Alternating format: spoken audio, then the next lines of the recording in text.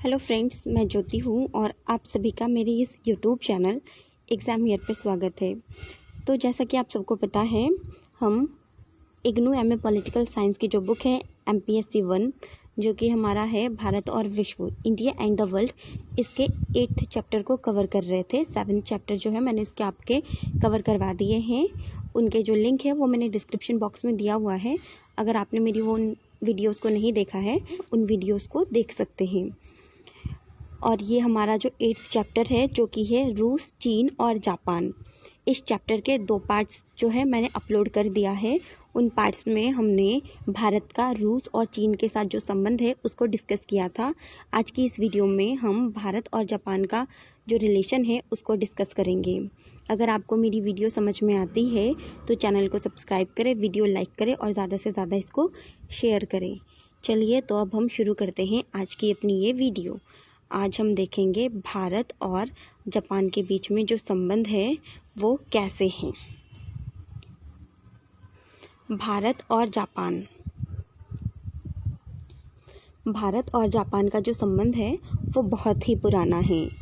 जो भारत के सम्राट थे अशोक, इन्होंने जो है जापान में बौद्ध धर्म का जो है प्रचार किया था। जापान जो है एक छोटा सा देश है, पर यहाँ की आर्थिक, राजनीतिक, औद्योगिक और सामरिक दृष्टिकोण से जो है ये देश जो है बहुत ज़्यादा संपन्न है। 1904 से 1905 में इस देश ने, जापान ने जो है रूस पर विजय प्राप्त की। 1932 में चीन को जो है इसने हराया। जापान ने 1932 में चीन को हराकर मंचूरिया पर जो है कब्जा कर लिया था। और जब ये काम किया था जापान ने, उस समय पर जो है जो भारत की कांग्रेस है उन्होंने इसकी जो है आलोचना भी की थी। जापान ने जो है शुरू से ही भारत में स्थापित जो ब्रिटिश साम्राज्य था इसका विरोध किया था और स्वतंत्रता, जो भारत की स्वतंत्रता है, इसके प्रति भी सहानुभूति दिखाई थी। इसके अलावा जो हमारे नेताजी सुभाष चंद्र बोस थे, इनको भी जापान से जो है बहुत ज़्यादा मदद मिली थी। जो बंगाल के लोग हैं उनका जापान के साथ जो है गहरा संबंध है। इसके अलावा दूसरा विश्व युद्ध के समय, जब हमारा दूसरा विश्व युद्ध हो रहा था, उस समय जब अमेरिका में, जैसे कि हम सबको पता है कि अमेरिका ने जापान पर 1945 में, जापान के 2 शहर थे हिरोशिमा और नागासाकी, वहाँ पर जो है 2 परमाणु बम गिराए थे। तो उस टाइम पर भी जो भारत है उसने जापान के प्रति जो है सहानुभूति दिखाई थी। अब हम बात करेंगे कि दूसरे विश्व युद्ध के बाद भारत और जापान का संबंध कैसे रहा। जो भारत के प्रधानमंत्री थे उस टाइम पर, नेहरू जी, उन्होंने जो है जापान के प्रति व्यापक सहानुभूति दिखाई थी, क्योंकि अमेरिका ने उस टाइम पर जो है जापान पर जो है परमाणु बम का जो इस्तेमाल है वो किया था। और भारत ने उस टाइम पे क्या किया था, भारत ने जो है जापान के पुनर्निर्माण में जो है हेल्प किया था और जापान को जो है लोहा भेजा था। इसके अलावा 1955 में दोनों देशों के बीच, मतलब भारत और जापान के बीच में जो है नागरिक विमान सेवा जो है शुरू करने का समझौता हुआ था। इसके अलावा 1956 में जो है सांस्कृतिक समझौता हुआ था और 1958 में जो है व्यापारिक समझौता हुआ था। 1960 में व्यापार के विकास के लिए भारत और जापान में जो है भारत व्यापार समिति का जो है गठन हुआ था। आई होप आपको जो है इतना समझ में आ गया होगा। कोई क्वेरी है कमेंट बॉक्स में कमेंट करके आप मुझसे पूछ सकते हैं, वहाँ पर मैं आपको रिप्लाई कर दूंगी। अब हम बात करेंगे कि शीत युद्ध के क्रम में भारत और जो जापान है, इन दोनों के बीच में कैसे संबंध थे। तो 1949 में जो है चीन में साम्यवाद, ठीक है, साम्यवाद का उदय हुआ या साम्यवादी चीन की जो है जीत हुई। इसके बाद 1950 में कोरिया युद्ध की शुरुआत हुई तथा हिंद चीन क्षेत्र में साम्यवादी तथा राष्ट्रवादी उभार के कारण जो शीत युद्ध है वो भारत के दरवाजे तक आ गया था। जापान के निर्माण में अमेरिका का व्यापक योगदान था, क्योंकि अमेरिका ने ही जो है डिस्ट्रॉय किया था जापान को। तो अमेरिका ने ही रिस्पॉन्सिबिलिटी ली थी जापान के निर्माण के लिए। इसीलिए जो अमेरिका है उसने जापान के निर्माण में जो है व्यापक योगदान दिया था, जिसके कारण क्या हुआ, जिसके कारण जो जापान है वो अमेरिका की ओर झुक गया और 1954 में अमेरिका से संधि करके अमेरिकी गुट में जो है जापान शामिल हो गया। इसीलिए भारत जापान से जो है थोड़ा अलग हो गया। कोरिया और वियतनाम के युद्ध के समय जापान ने जो है अमेरिका का ही समर्थन किया था। उस टाइम पर जो है वो भारत जो है गुट निरपेक्षता की नीति पर चल रहा था। और शीत युद्ध के टाइम पे क्या था, जो वर्ल्ड है वो 2 गुटों में बट गया था। ठीक है, तो एक गुट में जो है एक गुट का जो नेता है वो यूएसएसआर था और दूसरे गुट का अमेरिका था। ठीक है, और जो भारत है वो गुट निरपेक्षता की नीति पर चल रहा था, मतलब किसी भी गुट में शामिल वो नहीं था। ऐसे में जापान जो है अमेरिका गुट में शामिल हो गया और भारत जो है गुट निरपेक्षता की नीति पर चल रहा था। जो जापान है उसने भारत की गुट निरपेक्षता की जो नीति थी इसकी कभी आलोचना तो नहीं की, इसकी प्रशंसा ही उन्होंने की थी। वह एशिया में चीन की अपेक्षा, जो जापान है वो एशिया महाद्वीप में जो है चीन की अपेक्षा भारत को ज़्यादा महत्व देता था।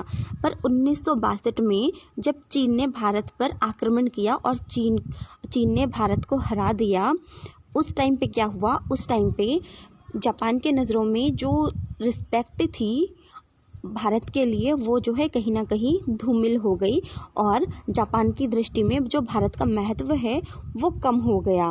और ऐसे में क्या हुआ, जो जापान है वो बिल्कुल पूरी तरीके से जो है अमेरिका की ओर झुक गया। 1965 में जब भारत पाक युद्ध हुआ था उस समय पर जो है जो जापान है उसने भारत को जो है ऋण और सहायता देना बंद कर दिया। फिर क्या हुआ, भारत और रूस के बीच में 1970 में जो है समझौता हुआ था और इसके बाद 1971 में जो है बांग्लादेश की जो है मुक्ति हुई थी, मतलब बांग्लादेश एक नया जो है देश बना था। इसके अलावा 1974 में जो भारत है इसने जो है अपना पहला परमाणु बम का विस्फोट किया था, जिसके कारण जो जापान है उसको भारत की ओर मुड़ने पर जो है बाध्य होना पड़ा और उसने बांग्लादेश की मुक्ति और अणुबम के विस्फोट का भी जापान ने जो है वो समर्थन किया था। जापान का रूस से जो है सीमा संबंधी विवाद था, इसीलिए रूस द्वारा समुद्री मार्ग के उपयोग से जापान को जो है भय हो रहा था। जापान अब अणुबम के निर्माण में जो है लग गया था, इसीलिए 1978 में संयुक्त राष्ट्र संघ में अणुबम निषेध संबंधी जो प्रस्ताव थे उसमें भी जो है जापान ने मतदान नहीं दिया था। शीत युद्ध के क्रम में भारत और जापान के बीच जो है बहुत ज़्यादा गहरा मतभेद था और दोनों एक दूसरे से जो है दूरी बनाए रखते थे। शीत युद्ध के अंतिम दशक 1980 के अंतिम वर्षों में जापान जो है भारत की ओर झुकने लगा था। राजीव गांधी ने जापान की यात्रा की, पर संबंध में दोनों का जो संबंध था उसमें जो है कोई व्यापक सुधार जो है हमें देखने को नहीं मिलता। अब हम शीत युद्ध के बाद भारत और जापान के बीच में कैसे संबंध थे उसको जो है डिस्कस करेंगे। शीत युद्ध के बाद भारत ने जो है आर्थिक क्षेत्र में उदारीकरण की नीति अपनाई थी, जिसके फलस्वरूप क्या हुआ, जो जापान है वो भारत की ओर आकर्षित हुआ और दोनों देशों ने आर्थिक सहयोग के लिए अपने अपने जो है दरवाजे एक दूसरे के लिए खोल दिए थे। जापान ने भारत में जो है पूंजी निवेश करना शुरू कर दिया। इसके अलावा 1970 में जापान के साथ भारत का जो कुल व्यापार है वो 70 करोड़ डॉलर ही था, पर धीरे धीरे जो है इसमें वृद्धि होती गई और 1997 तक आते आते जापान का जो भारतीय निवेश था वो 4 अरब डॉलर तक पहुंच गया था। 1998 में भारत ने जब अणुबम का परीक्षण किया था, जिसकी वजह से जो है जापान के साथ जो भारत का संबंध है वो बिगड़ गया था। ठीक है, और जापान ने भारत को दी जाने वाली जितनी भी सहायता थी वो रोक दी थी। भारत में जापान का जो प्रत्यक्ष पूंजी निवेश है वो 1993 में सिर्फ 39 लाख डॉलर ही था। संबंध धीरे धीरे सुधरते गए, जिसके कारण जो है इसमें वृद्धि हुई और 1997 तक आते आते जापान का जो निवेश है वो लगभग 4 करोड़ डॉलर तक हो गया था। ठीक है, जापान विश्व के उन देशों में से आता है जिसके साथ जो भारत का जो विवाद है वो कोई बड़े विवाद नहीं थे। भारत और जापान का जो संबंध है इसको हम जो इतिहास में हमारी जो 6ठी शताब्दी थी उसमें जापान में बौद्ध धर्म के जो शुरुआत है उसके साथ जोड़ सकते हैं। भारत की आज़ादी के बाद से ही भारत जापान द्विपक्षीय संबंधों में जो है निरंतर रूप से प्रगति हुई है। अगर हम हाल ही के कुछ वर्षों को देखें, ठीक है, मतलब कुछ वर्षों पहले ही जो है दक्षिण चीन सागर में चीन की बढ़ती आक्रामकता और हिंद प्रशांत क्षेत्र की जो स्थिरता है इसको देखते हुए दोनों देशों के बीच जो है मतलब भारत और जापान के बीच में रक्षा सहयोग जो है बहुत महत्वपूर्ण हो गया। ठीक है, इसके अलावा दवा उद्योग, तकनीकी और अन्य महत्वपूर्ण तथा रणनीतिक क्षेत्र में भी द्विपक्षीय सहयोग को बढ़ाकर चीन पर जो है निर्भरता को कम करने और भारत को एक आत्मनिर्भर देश बनने का जो लक्ष्य है इसको प्राप्त करने में जो है क्या होगी, सहायता होगी। ठीक है, अब हम बात करेंगे जो भारत और जापान है इन दोनों के संबंध में जो प्रगति है वो कैसी हुई थी। तो क्या हुआ था, वर्ष 1998 में जो भारत है उसने जो है परमाणु परीक्षण किया था। उसके बाद से जो है क्या हुआ था कि जापान ने जो है इस चीज़ का जो है विरोध किया था। ठीक है, जिस वजह से जो है परमाणु बम के परीक्षण के बाद जो है भारत को जो है जापान के विरोध का सामना करना पड़ा था और जो जापान है इस मुद्दे को संयुक्त राष्ट्र तक लेके जाने को भी तैयार था। पर पिछले कुछ वर्षों में जो है भारत और जापान का जो संबंध है इसमें हमें जो है प्रगति देखने को मिली है। अगर हम किसी स्पेशल क्षेत्र की बात करें तो विशेष रूप से रक्षा क्षेत्र में जो है द्विपक्षीय संबंधों में वृद्धि हुई है। भारत और जापान के संबंध में जो मजबूती है इसका मुख्य कारण क्या है, इसका मुख्य कारण है जो हिंद प्रशांत का जो क्षेत्र है इस क्षेत्र की जो स्थिरता है, इस स्थिरता के प्रति जो दोनों देशों का जो दृष्टिकोण है वो एक समान है और इस क्षेत्र की जो सुरक्षा है, इस क्षेत्र की सुरक्षा के लिए दोनों देशों के सामने जो है एक समान चुनौतियां हैं। इसके अलावा जो भारत है और जो जापान है दोनों ही देश संयुक्त राष्ट्र संघ के जो है सदस्य हैं। इसके अलावा जो ग्रुप 4 है इस G4 के भी सदस्य दोनों देश है। इसके अलावा दोनों देश संयुक्त राष्ट्र संघ की जो सुरक्षा परिषद है इस सुरक्षा परिषद में स्थायी सदस्यता के लिए एक दूसरे की जो दावेदारी है उसका भी समर्थन करते हैं। मई 2019 में भारत और जापान दक्षिण चीन सागर में अमेरिका और फिलीपींस के साथ जो है संयुक्त नौसैनिक युद्धाभ्यास में भी जो है क्या हुए थे, शामिल हुए थे और दोनों ही देश की जो वायु सेना है इनके द्वारा शिन्यू मैत्री और थल सेना द्वारा धर्म गार्जियन नामक संयुक्त सैन्य अभ्यास का भी जो है आयोजन किया जाता है।